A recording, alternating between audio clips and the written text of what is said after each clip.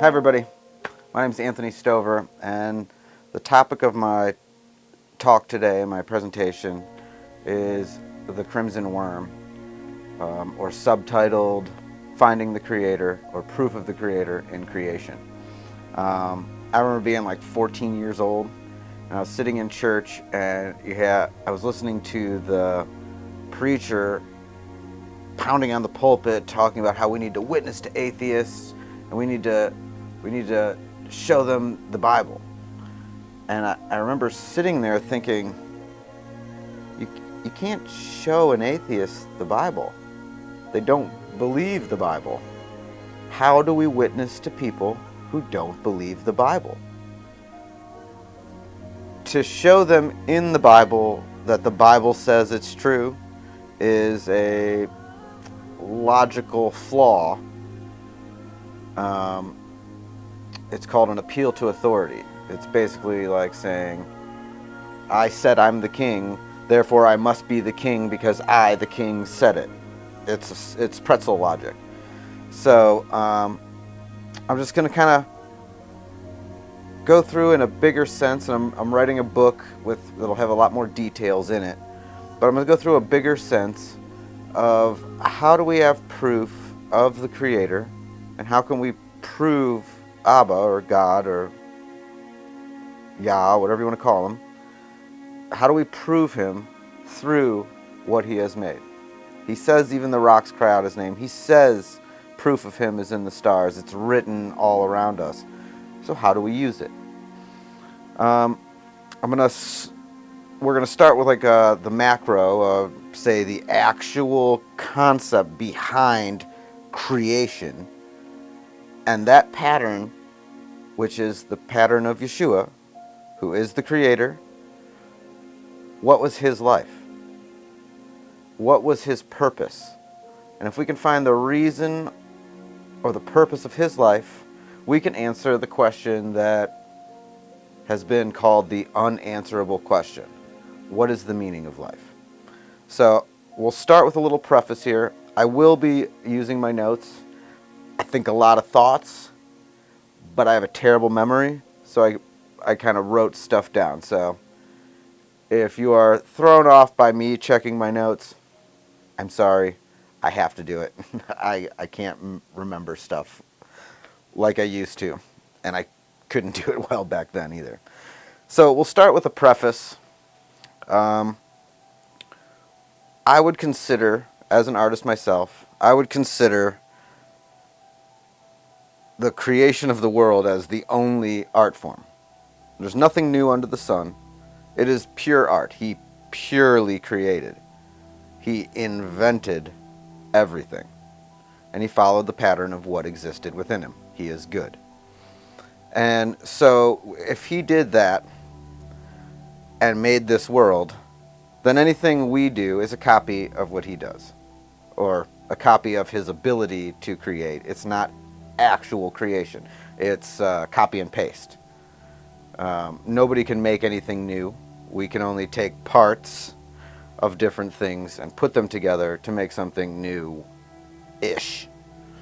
So an artist can be understood by a careful examination of his art. By looking at their choice of colors or medium or tones or the mode of their expression, we can learn about the artist of any sort of medium that we have artists around us. So if that's true, we should be able to examine the medium of this world and understand the artist.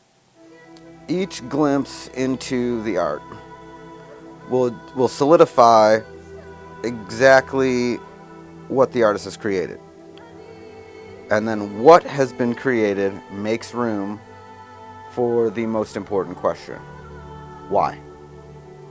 Which, interestingly enough, there's two Y's in Abba's name. Anyway, I digress. If you can know who, what, where, and when, you will know why. However, if you know why, you will know who, what, where, and when.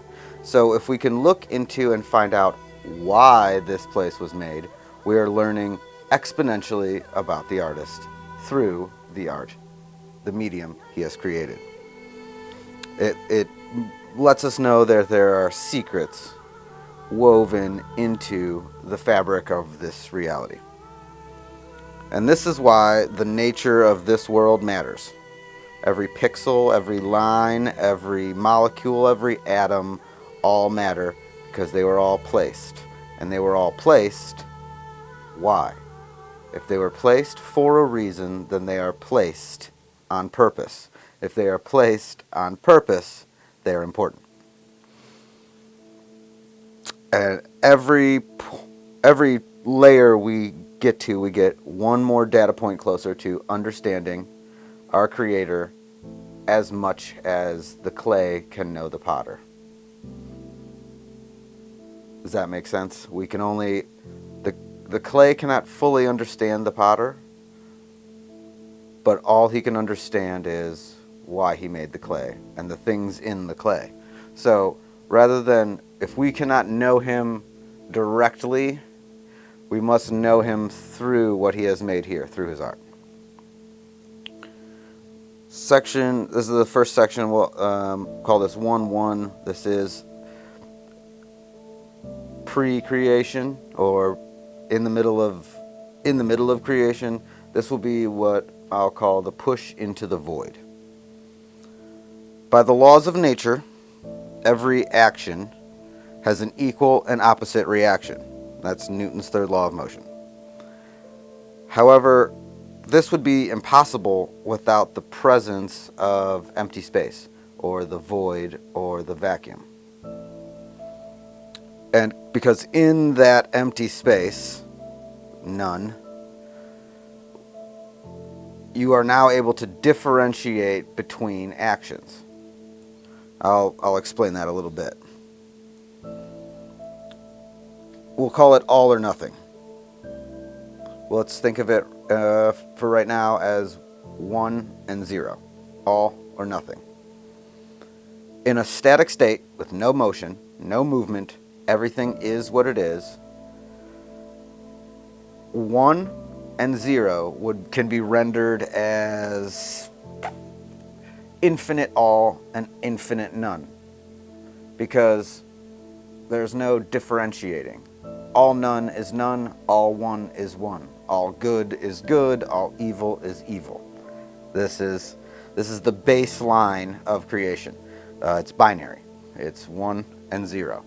I have another presentation I did explaining basically the coding. I hate to use that word because people are going to go into the simulation theory thing, but it is the coding of this construct is binary, 1 and 0. So if they're by themselves in a static state, they're infinite. However, once you put them together, as with a number line, 0 is not a number. I remember sitting in school and I would get so upset when the teacher would start trying to teach about negative numbers. I would get so frustrated because that's not a thing. There is no such thing as -6 of anything. You can't have negative anything. You can only have positive or none, which part of me wonders, this is speculation, you guys can run with this, I have other things I'm thinking about, but advanced mathematics rely on a number line that has negative numbers. So part of me wonders if the mathematics for a spherical Earth requires negative numbers to create, I don't know what, to create a different shape in the mathematics. Because the number line, the center of the number line, as we have in mathematics, is 0. And then positive numbers, 0, negative numbers. Well, that should be, the center of the number line should be 1. We have, because you can multiply and add 1 infinitely. 1, 2, 3, 4, 5, 6, 7. You can keep doing that. You can just keep going and going and going. Or you can divide 1 infinitely. 1/2, 1/8, 1/16, 1/32. You can keep doing that infinitely. So how on a number line do you have 2 centers? Because if you can go infinitely past 1 and infinitely between 1 and 0, and then infinitely past 0 that way, how do you have 2 centers on a number line? You can't. I digress. That's a thing for a whole different topic, but maybe somebody that's way smarter than me can run with that.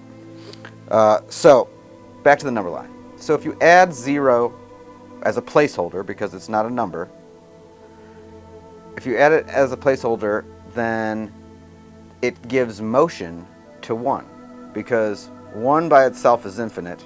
You add the presence of none, or 1 goes into the presence of none, and that gives you room for 1, 2, 3, 4, 5, 6, 7, 8.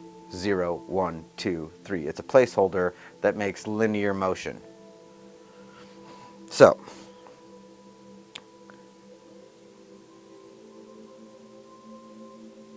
by putting the 2 together, by 1 going to the other, you have created room for motion. And motion is life. Absolutely, it is life. What do we call things that are alive, or that can move on their own? We call them alive. What if I lay in bed and don't move? I will die sooner than I would have if I moved around.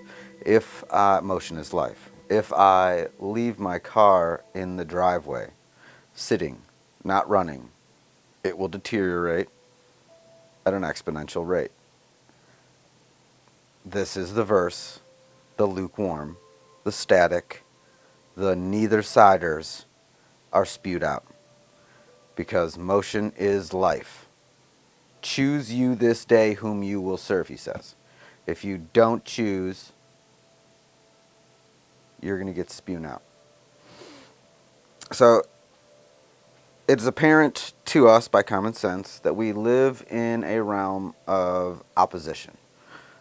Every action has an equal and opposite reaction.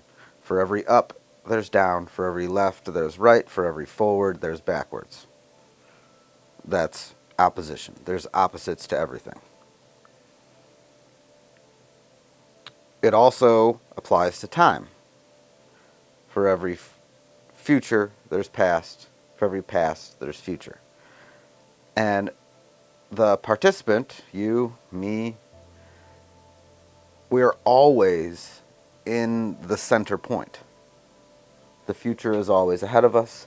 The past is always behind us. Up is always above me. Down is always below me. Left is to my left. Right is to my right, no matter where I move. We are placed in the point of choosing, of choice. Choose you this day whom you will serve. It's built this way, and by creating us always in that center point of choice, this is how you create free will. Choose you this day whom you will serve.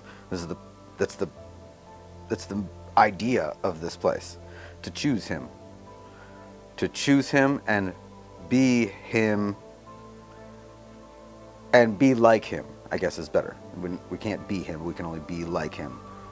Be like Abba as Yeshua is like Abba. And so if this scale of choice was even the slightest bit off balance, it would render the entire thing obsolete. It wouldn't be true choice. And I know you're probably wondering, what does this have to do with the creation of the world? Well, it's all built on the same concept. We're looking at the blocks that make the building. The building is creation. I'm explaining where the blocks come from that are put together to make the building. So if the balance of choice is ever slanted, it would eventually and ultimately overpower the free choice of the participant and render the free will not 100% free of will, which has been the devil's idea since the beginning. To get us to choose to tip the balance.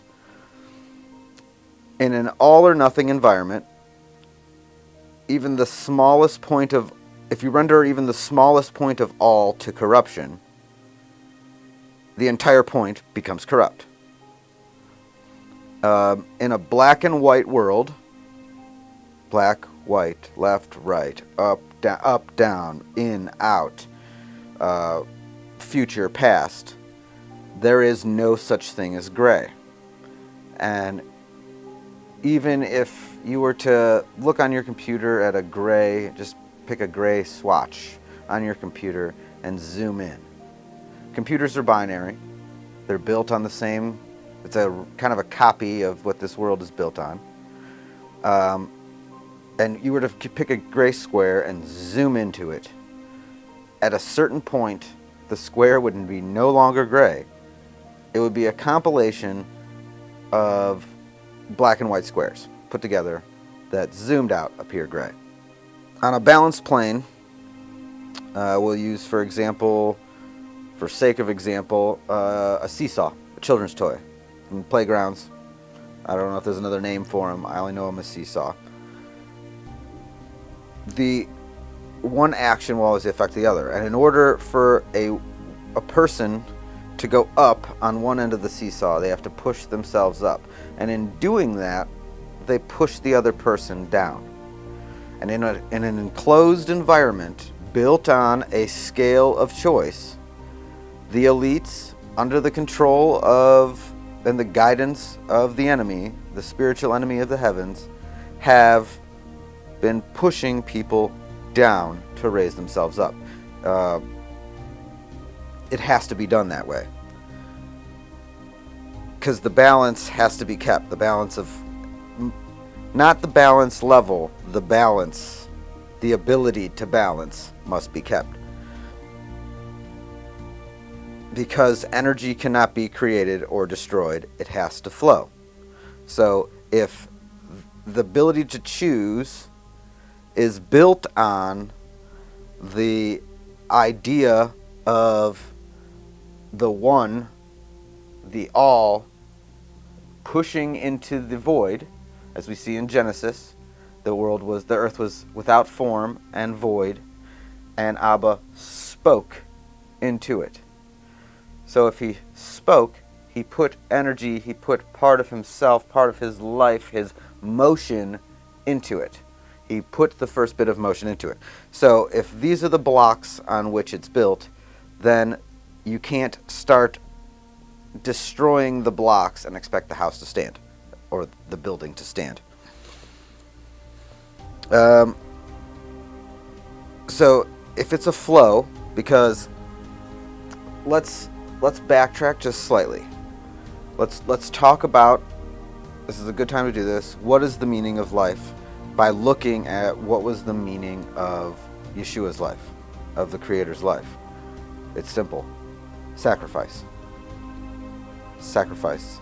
Sacrifice. That's literally what he came to do. And not only what he came to do in his final moments, what he did throughout his life. The meaning of life is sacrifice. And so if we know that, then we should start to see that pattern. We should be able to recognize that pattern in all of the creation around us. And if we go back to creation, there is a void, a vacuum, a greed, and he speaks motion into it. He speaks life into it. Then that is life being given. Sacrifice. Because there is no return that can come from the void. You speak into, if you add 1 to 0, you end up with 1.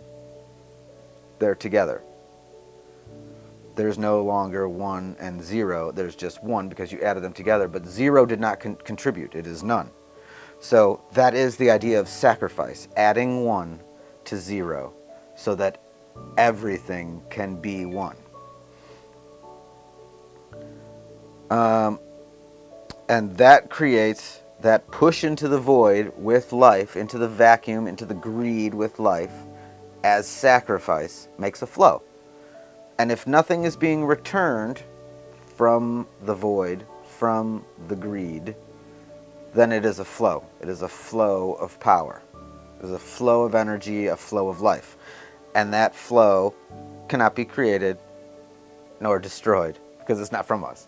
It's from our Abba and from his son. So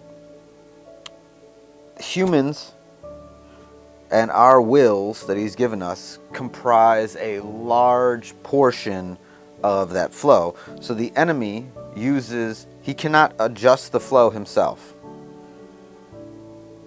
He can only convince us who are acting in the flow of the Father. He gave us choice. He gave us choosing and said, do good with it. That's an immense power. It is an immense power to be able to choose. Immense. Like, it may seem tedious or minuscule at some points. I decided to go to bed early, or I decided to brush my teeth, or I just saw a piece of litter on the ground and I decided to pick it up. We don't know the ramifications of one, each minuscule thing we do, two, the conglomeration of all the minuscule things we do, three, the everyone's minuscule things they do put together. It is a massive flow of energy. All of us are choosing our will. And so the enemy convinces us to adjust the flow. The enemy convinces us to try to move the flow in his favor, because he can't. He is not a creator. We are made in Abba's image. The medium with which the art of this realm was created is movement. Flow into loss, 1 into 0, sacrifice. As I discussed in a previous presentation I did, everywhere life is given, a 1 goes to a 0 and gives of itself. Whether it's a ray of light to the circle of the earth, whether it's not trying to be crass, the sexual relations between either married people or non-married people, it should be married, but it is a 1 going into a 0 and giving of itself. The biggest one, the 1 coming to us and giving of himself. And he died on a 1 with a line through it. A crossing out of the 1, the canceling of the 1, to give it to the 0, to make the 0 able to be 1. It is an addition. So now that we're in we've covered the physical opposites, forward, back, left, right, up, down, future, past. Let's look at the metaphysical opposites. We'll start with the side of the greed, or the vacuum, or the void. And that is, we have pride, lust, gluttony, envy, and slothfulness. These are some of the sins listed in Scripture. And if we look at all of them, they are all greed. Pride is the greed of the ego. Lust is greed of body or material or time. Gluttony is greed of food. Envy is greed of possessions. And slothfulness is greed of time or energy. I don't want to do anything. I want to spend it on myself. So then if we look at the opposites of those, the opposite of pride is humility. And the opposite of greed, which all of the sins were all greed. Greed of ego, greed of body or time, greed of food, which is taking. The opposites of pride, lust, gluttony, envy, slothfulness, to name a few, should be giving. We can see this. The opposite of pride, greed of ego, is humility, which is giving respect, or tantamount importance to others. It is not rendering yourself above other people, but rather rendering yourself as a part. And as a part, you understand that you are not better and that they are important. Lust, the opposite of lust, which is greed of body, is love, which is giving of body or time. I love my wife, but if I only told her I loved her, but did not give her my body or my time, and when I say my body, I'm not speaking carnally or sexually only. I'm speaking, I go to work and I'm literally wearing my body down to take care of her and my children. I am giving of my body. When you look at the Messiah did it for his bride. He gave his body. The opposite of gluttony, which is greed of food, would be moderation, would be giving of food by lack of consumption. If you are being moderate in something, you are leaving food for others. The opposite of envy, which is greed of possession, is generosity, which is giving of possession. The opposite of slothfulness, which is greed of time or energy, is being active, which is giving your time or your energy. So even in the metaphysical realm, as far as sin, as evil and good goes, we're still in a thing of opposition. We're all at the center point. In simpler words, at the opposite end of the spectrum or balance, we have ravenous or greed. The other end is generosity. And if we're going to dig a little deeper mentally into this concept, one must understand that taking cannot be a part of the flow, for it is consumption of the flow. Greed is the consumption of the flow. It is the vacuum. It is the void into which the flow has pushed. The end sum of complete consumption will always be zero, and therefore cannot be considered to be part of the flow, because if something is entirely consumed, it is gone. All right, section 2. If the artist of this realm has indeed painted this world in a metaphysical and physical balance of light and dark, right and wrong, good and evil, beautiful and monstrous, then the fractal process or patterns of the metaphysical would apparent themselves in the physical as well. The patterns used to create the world will and must be prevalent in the world itself, because it is what it's made of. A stone house, while it is a house, can only be made of stone, or else it wouldn't be a stone house. Any painting, no matter what subject you paint it on, the painting is still made of paint. To examine nature in a metaphysical sense, to examine the purpose of each piece, is the same as studying the paint on a painting. It is to study nature within the paradigm, whereas the artist has not only conceptually created the subject of the painting, what the painting's about, and the medium with which the painting was made, the canvas and the paint. So the subject of what was painted, the canvas, and the paint of this creation are all built with the same pattern. They're all built on the same process. And it's all matches the subject of the story of the painting. So that would be like me making a canvas out of something and the paint out of something that follows the same subject matter, the same story as the painting itself. So how can one ignore the intrinsic beauty, not only of the subject of the painting telling a story of love and a sacrifice, but also the molecular and conceptual makeup of the canvas and paint itself, echoing the same thing? It's all telling the same story of love and of sacrifice. Such is the nature of nature. The metaphysical sings the same song as the physical, for it is all one song. Even the rocks cry out his name. One thing we have to discuss first is the difference between taking and receiving. Occasionally, it will be the same action, but it is never the same intent. Um, a story or a analogy for that to explain the difference is a, a a man can swindle an old lady out of $5. He lies to her, tells her it's for a good cause. It's not. The action of her putting the $5 in his hand, she is giving. The action is receiving, but the intent is taking. He is taking from her. However, both things have happened. She has given. She has sacrificed, and he has taken. I almost said tooked.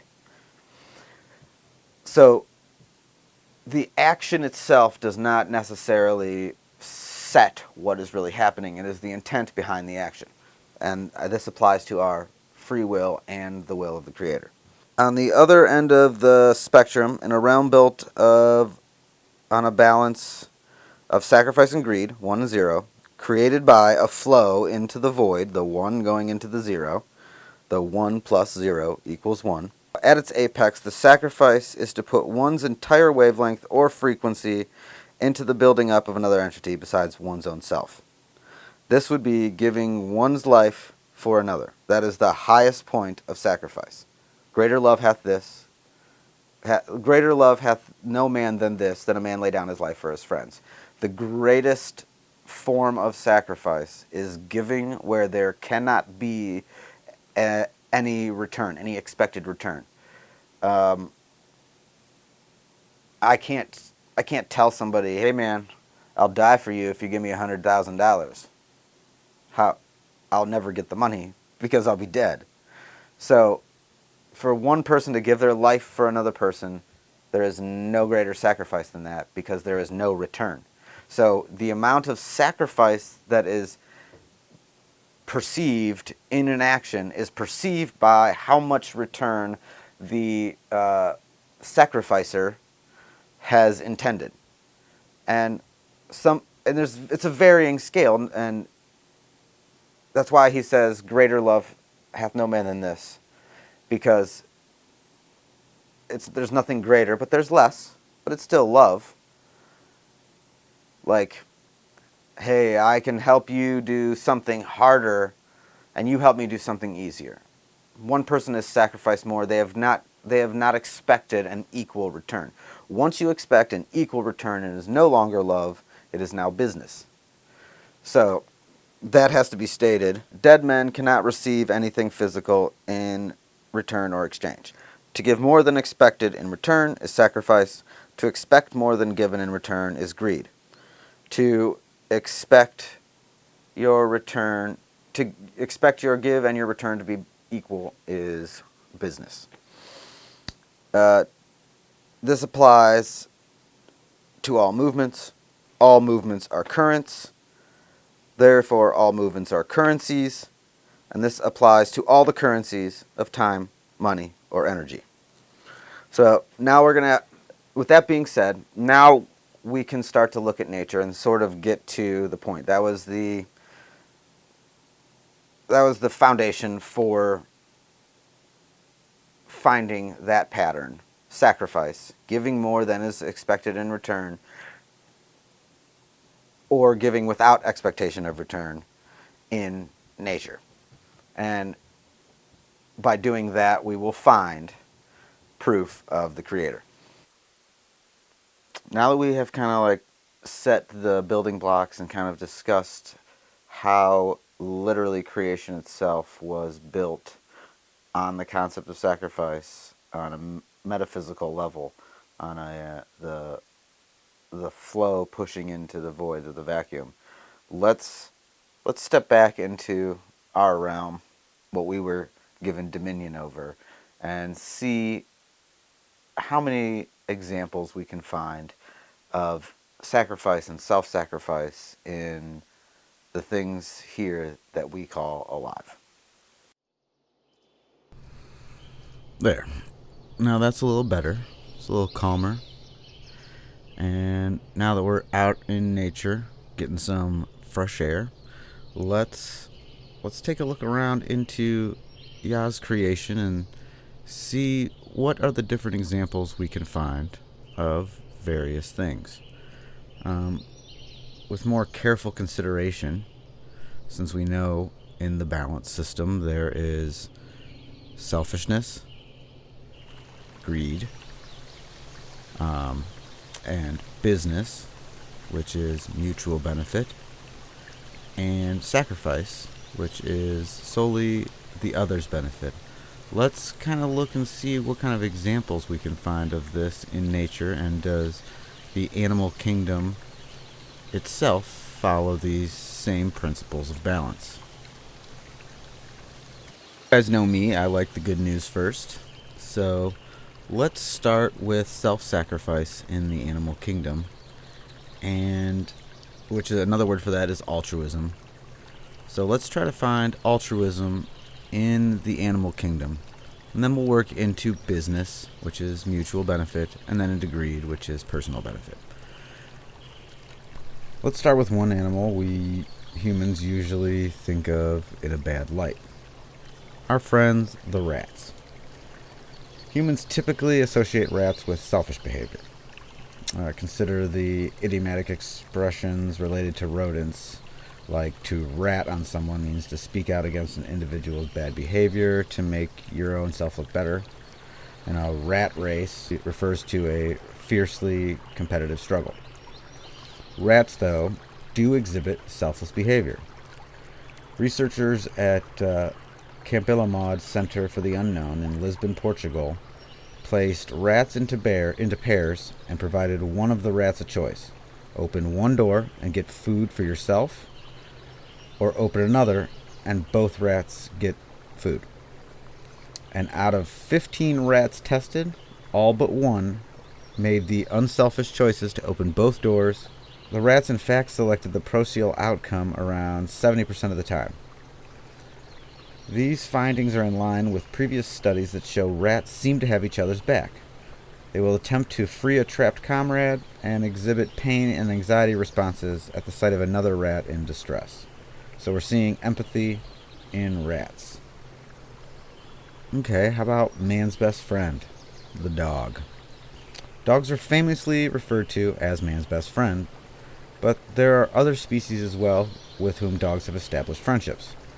Like the red squirrel, dogs will take in orphans in need of parents' care and attention. Unlike the red squirrel, however, dogs don't necessarily care whether the animal is a family member or even a member of the same species. Dogs have been documented adopting kittens, baby foxes, tiger cubs, fawns, ducklings, lambs, and a lot more. And this behavior has to be categorized as selflessly altruistic, as the dog couldn't expect any benefit from caring for another member of another species. What about primates? Are they as charitable as humans? Well, looking at the evidence regarding chimpanzees, studies suggest one of our closest mammal relatives can be altruistic as well.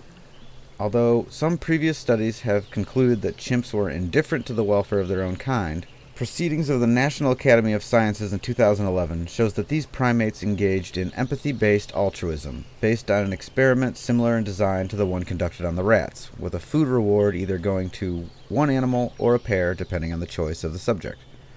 Another study conducted in 2007 at Ngamba Island Chimpanzee Sanctuary in Uganda found that chimps were even willing to help humans without the immediate possibility of reward.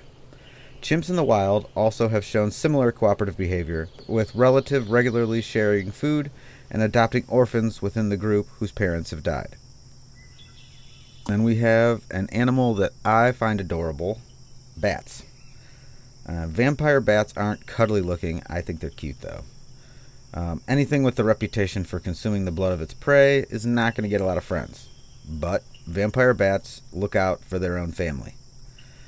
Given that vampire bats have a fast metabolism and will die if they don't feed every day or two, one might expect that it was every bat for himself come mealtime. However, bats will share their food supply not only with juveniles, but also adults who weren't fortunate enough to find their own grub. A successful hunter will regurgitate enough blood that he has gotten into a hungry bat's mouth to allow the roostmate to live another day. The gift of a meal might one night could be reciprocated the next, so it pays for bats to answer the door, metaphorically speaking, when its neighbor comes knocking for a spot of blood. So we got our little buzzy buddies, the bees. Similar to the ants, honeybees operate as a kind of superorganism, or a family, with a well-defined hierarchy. The queen is on top, and the worker bees and drones spend their lives supporting the colony, toiling within an age-based system determining divisions of labor. Given that the queen is the linchpin for the entire colony, it's fair to assume her absence would lead to anarchy. A study published in the journal Current Biology, however, found that honeybees can function even in the absence of the queen, through which they are all related. In the absence of a queen bee, a number of workers will split their time between reproduction, an arguably selfish but metabolically challenging task, and foraging and defense duties. The specialists become generalists to try to keep the colony buzzing. Unfortunately, unless the colony was in the midst of raising a new queen before the old one died, a queenless colony is a doomed enterprise. Another thing the bees do is most honeybees, if they feel threatened or feel like you are threatening their hive or their family, will sting you. However, when a bee stings, the stinger rips out the entire entrails of the bee and the bee dies because he stung you. So, in that sense, the bee is giving up its life for the benefit of the colony or its family. Arguably, one of the most altruistic animal species around are our buddies, the dolphins. They've been known to help out others in need, including possible predators and humans. A few years ago, a bottlenose dolphin heeded the SOS call, if you will, of 2 beached whales in New Zealand and led them into safe waters. Without the guidance of the dolphin, the whales would have most likely perished. Also occurring in New Zealand a couple of years back, a group of swimmers were first surprised when a group of dolphins began circling around them. However, as the circle got tighter and tighter and the dolphins began splashing the water, the swimmers became a bit nervous by their aggressive behavior. But as it turned out, the dolphins circled the humans and were warding off a nearby shark that was moving close to the swimmers, who certainly appreciated it once they realized what was going on. And they've also prevented shark attacks on humans in several other circumstances. So that doesn't benefit them at all. They were literally just sticking their neck out for someone or something of another species, just out of self-sacrifice and altruism. As we go through these, a pattern seems to be reoccurring, and that most of the altruistic or selfless acts in the animal kingdom go to helping one's own family, even to the point of death. So it's not a personal gain, you're just benefiting your own family. And then you have the even more rare instances in which that an animal will help out a different species, and sometimes even something that will grow up to be a predator, which lends me to my brain to go to the verse, greater love hath no man than this, that a man lay down his life for his friend. Meaning, it's easier to die for your family than it is for your friends. Which, when we look at the example of the living sacrifice that created this place in that pattern, he didn't come die for his family. He came to die for his friends, those that did not know him, the lost sheep of Israel.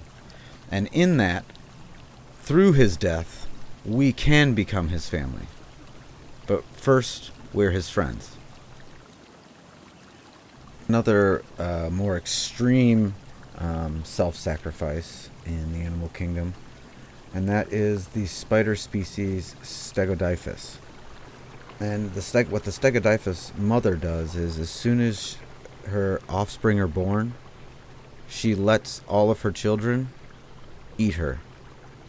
so that they are raised on the nutrients coming from the self-sacrifice to death of the mother, which makes me think of take, eat, this is my body. And we also have our tasty friends, the salmon. Salmon runs where they go upstream are a form of self-sacrifice. The females and males swim upstream, where the female lays their eggs and the male fertilizes them. Then the animals self-devour their flesh to create the greatest number of eggs and sperm.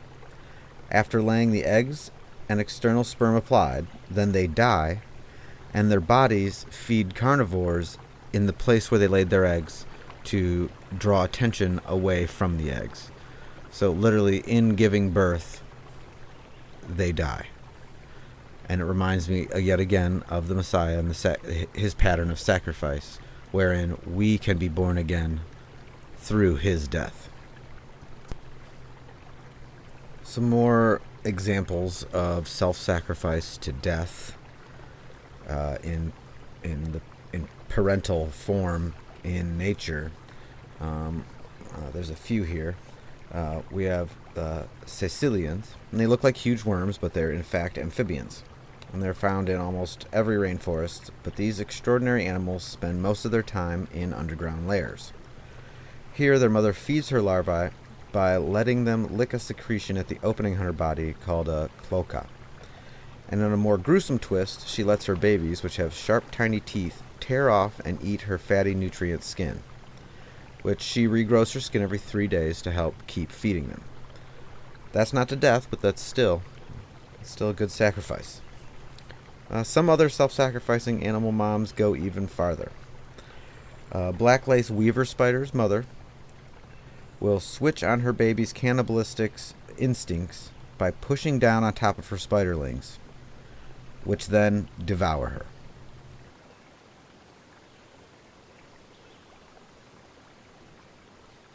And a pseudoscorpion mother will similarly sacrifice herself. If she fails to find her baby's food, she exposes her juicy joints to the babies to allow them to suck their mother dry. Also, one of my favorite animals, the octopus. The largest octopus species in the world, it's a Pacific octopus, lays and tends to one superbrood of about 100,000 eggs. And so dedicated are these mothers to their eggs, carefully caressing them to keep them clean and supplied with oxygen, that they have no chance to feed themselves or take care of themselves. After 6 months of dedicating themselves solely to safeguarding their eggs, the mothers die once the eggs hatch. For sake of time, let's jump over to the greed in certain animals, and animal behavior. And then we'll, after we examine that and kind of see that there is still this balance of greed and sacrifice, even in the animal kingdom, then we'll kind of discuss some, what does it mean, and some closing thoughts. One example of a greedy animal, and that reminds me is the cuckoo bird. It seems like it's like the mafia of animals. For example, a cuckoo bird will lay its egg in the nest of a host bird of another species, usually one with similar looking eggs to its own. And then the host bird then looks after the egg as if it was its true offspring. While some say this happens because the other birds aren't able to distinguish the other eggs from their own, others have shown that cuckoos periodically return to the nests where they've left their eggs to see if all is well. And if their young are still there, they'll leave the nest alone, like, "You're doing a good job babysitting. Good, nice work. I'm out of here." But if not, and that egg has been kicked out or destroyed, if the cuckoo bird comes back and finds that egg destroyed, it will destroy the entire nest of that other bird and kill any of the other eggs, break any of the other eggs, and kill any of the chicks that happen to survive.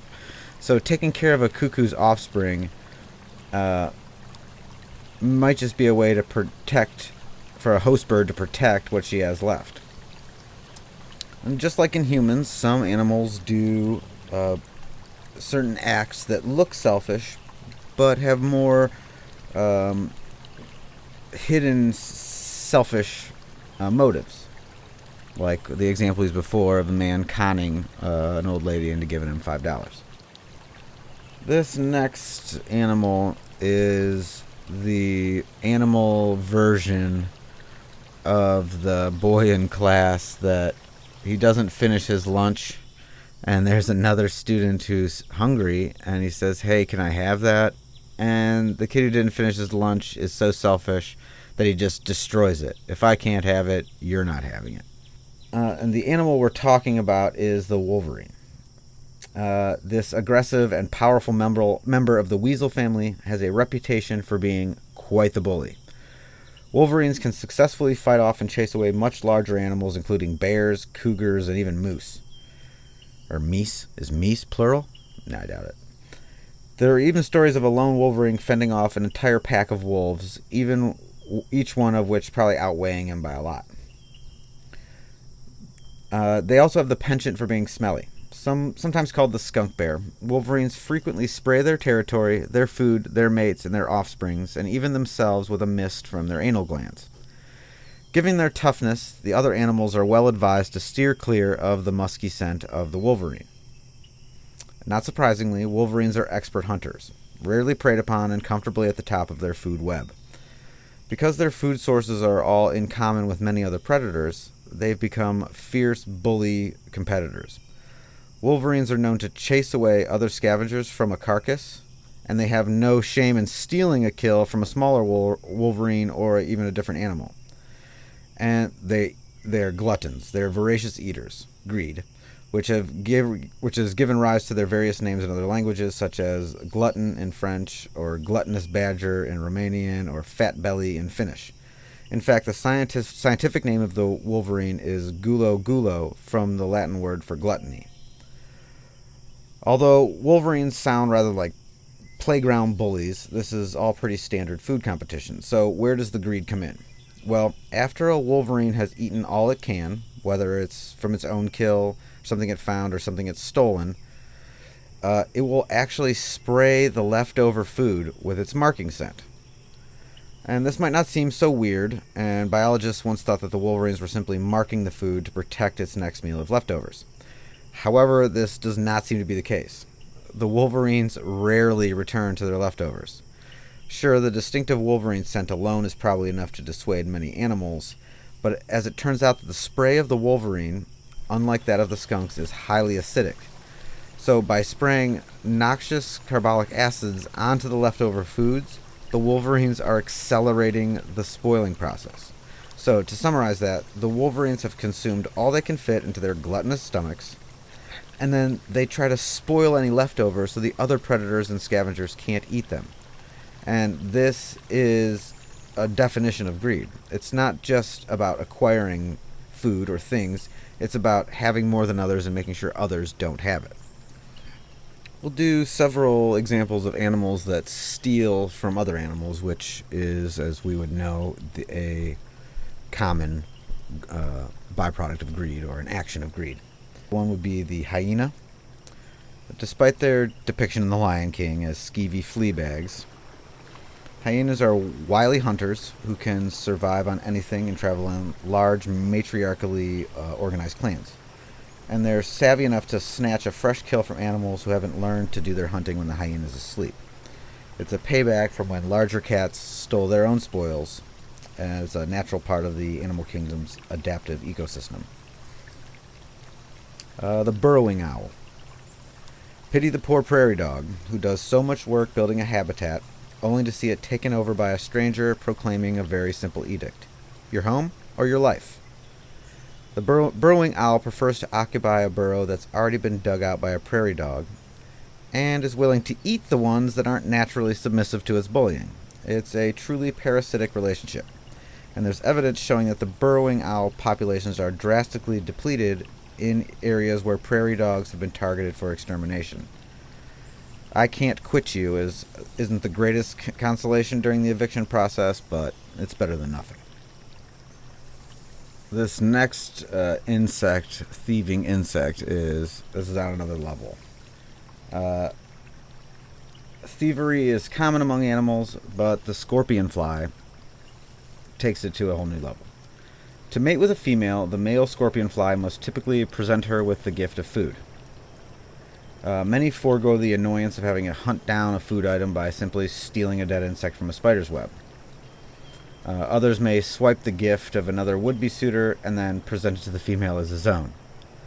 But perhaps the cleverest and most despicable of the males actually pretend to be females in order to abscond with the gift of the males attempting to mate with them. Then these false females make their escape and then go mate with an actual female. While I would like to spend a long time just going over all of the examples that there are, I don't know all of them, and I don't have time to do all the ones I do know. But we've seen blatantly that there is, in all of nature and creation, that there is a basic pattern set of the balance with which everything was created. It is the balance of good and evil. It is the one and the zero. It is the sacrifice, the flow, the spoken word of Yah going into the vacuum, the greed. And then the living word, the word became flesh, on a physical level, coming to live in the greed and give of itself. So in that, we can see the same pattern set into nature itself, still following the pattern of the Messiah and his sacrifice. Again, the painting, the paint, and the canvas all share the same composition, sacrifice, into the void or greed. And so, with that being said, I want to end with I want to give the last example with the title called The Crimson Worm. And I'm going to spend a little more time on this specific worm. It's not really a worm, it's more of a grub, but or a tree weevil, bush weevil. But I'm going to spend a little more time on this because the details of this animal are amazing. Sometimes God uses his creation to show us a message, and as we've learned, it's all the time he uses his creation to show us a message. But we would have to take this time to stop and look and observe his handy creative work, like what we're doing now. The word worm used in Psalms 22:6, which says, "I am not a man, but I am a worm," is not an ordinary worm. And the use of the feminine form of the word tells us to look at the mother. And this verse shows an interesting symbolism. As I did my study on Psalms 22, I had translated this worm as crimson, depicting Christ on the cross and his body being crimson stained. I had ignored looking at the habitat and function of this peculiar worm, for after all, it's just a worm, right? Well, I blush crimson because I missed something amazing. The Tola'ath worm, scientifically called the Acus illicis, is a worm found in the Middle East and was used in ancient times to make crimson or scarlet dye, which was probably used to dye the red cord that was to be hung out of the window by the woman who helped the spies in the Bible. This word for this worm is translated as scarlet during the construction of the tabernacle. And so this week I was reviewing Psalms 22 again, and in the nature of research, I read a little further about this worm. And I found an amazing article where the function of the female Tola'ath is a symbol for Christ or the Mashiach on the cross. The crimson or scarlet worm. So she then attaches her body, the mother Tola'ath worm, to the wood and makes a hard crimson shell. And then the crimson worm then lays her eggs under her body and the protective shell. When the baby worms or larvae hatch, they stay under the shell. Not only does the mother's body give protection for her babies, but then also provides them with food. The babies feed on the living body of the mother. Take, eat, this is my body. When the mother dies, there is a crimson stain left on the wood. Let's backtrack a little and dig a little further. The word worm is used many times in places like Job 17:10, 24:20, and in the Hebrew it is rimah, which is referring to a type of earthworm. But in Psalm 22:6, the word worm is different. In Hebrew it is tola'ath, or taula. The taulath worm is known as the scarlet or crimson worm, and it has been used for centuries in temple uses. This crimson worm was used for its concentrated crimson or scarlet color. The scarlet, blue, and purple colors were among the most valuable fabrics of that time period. The scarlet dye was used in Levitical priestly garments like woven blue, purple, and scarlet sash. And on Yom Kippur, the scapegoat had a scarlet cord tied around it, and it was taken into the wilderness and released as part of the atonement. The scarlet dye was also used in the curtains for the tabernacle, and in the purification rites of a leper, and it was also used in the yarn thrown into the fire burning the red heifer, and that's Numbers 19:6. Well, I found, as I dug a little further, was staggering in the similarities to an event that formed Christianity, or the regathering of the lost sheep of Israel, as I like to say. At the time it is ready to have its young, the female tola'ath worm climbs a tree and then attaches herself permanently with a hard crimson shell. She is so permanently attached that her body would tear apart.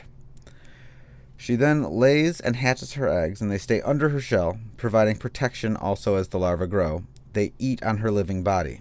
Again, take, eat, this is my body. After a few days, the young can take care of themselves, and the mother dies. But as the mother dies, she stains the young tolath worms a crimson-red color that they will be for the rest of their lives. The young are washed in the blood. They are not red by nature, but stained that through the blood of their sacrificial parent. And then after a few days, the dead mother's body turns into like a white wax.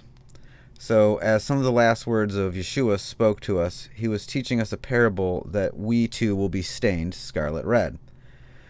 And it was Christ's loves for us that permanently held him to the cross on the darkest day of creation, or, depending how you look at it, the brightest day of creation. And as his blood poured out, we are now permanently stained as we accept him as our King, as our Messiah, as our Savior, and live like we've been covered in his blood. And when I see things like this in nature that tell the story of God's mighty redemption and that has a hidden story in creation, I just cannot help but say, how great are the mysteries of our God. And so in closing, as what we've seen in the metaphysical creation and in the placement of up, down, left, right, forward, back, future, past, we are always in that center point. Showing that every moment, every second is decision making. It's your deciding, it's choosing, it's free will. Free will is a part of the creation and how he made it for us. And we need to choose this day whom we will serve. This life isn't long, it is but a vapor. And so,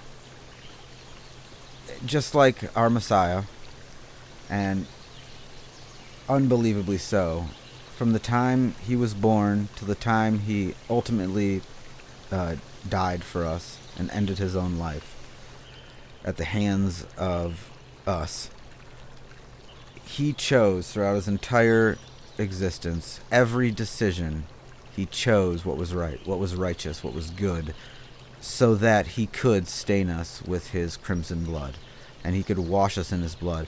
So again, and I say in closing, choose you this day whom you will serve.